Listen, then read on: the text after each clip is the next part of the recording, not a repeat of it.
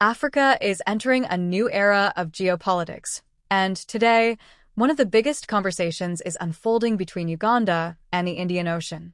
Yes, Uganda, a landlocked country, is raising serious questions about access, ownership, and future power in East Africa. Recently, President Yoweri Museveni made bold statements that caught the attention of the region.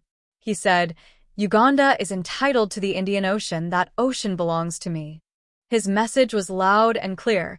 Uganda wants a stronger, fairer, and more permanent access to the Indian Ocean. But why now? Why is Uganda suddenly pushing so hard for access to the sea? Let's break it down. First, economic frustration.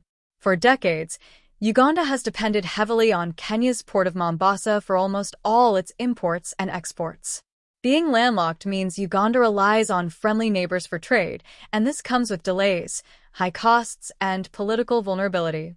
Museveni argues that this system is unfair and could even cause conflict in the future if not addressed. Second, regional unity and infrastructure.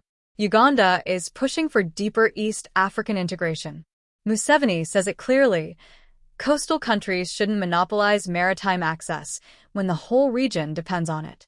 That's why Uganda is investing in the standard gauge railway and negotiating with Tanzania to secure land on the coast to build its own port, a historic move that could transform Uganda into a more independent economic powerhouse. Third, security and sovereignty. It's not just about trade. Uganda believes that access to the Indian Ocean is essential for national defense. Museveni says that without access to the sea, East African countries could face serious future geopolitical risks. But this conversation has created tension. Kenya responded calmly, saying it does not block Uganda or any landlocked country from using its port. Still, Uganda's strong language sparked heated discussions across East Africa.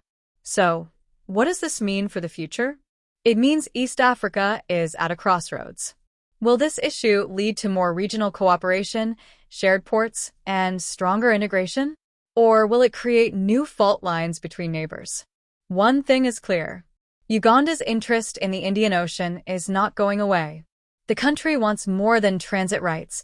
It wants a permanent place in the maritime economy, a voice in ocean policy, and a secure route for its growing oil and trade sectors.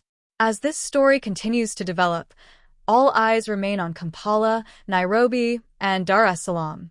The question now is simple: how will the region balance power, access, and unity in a world where the Indian Ocean is becoming more important every day?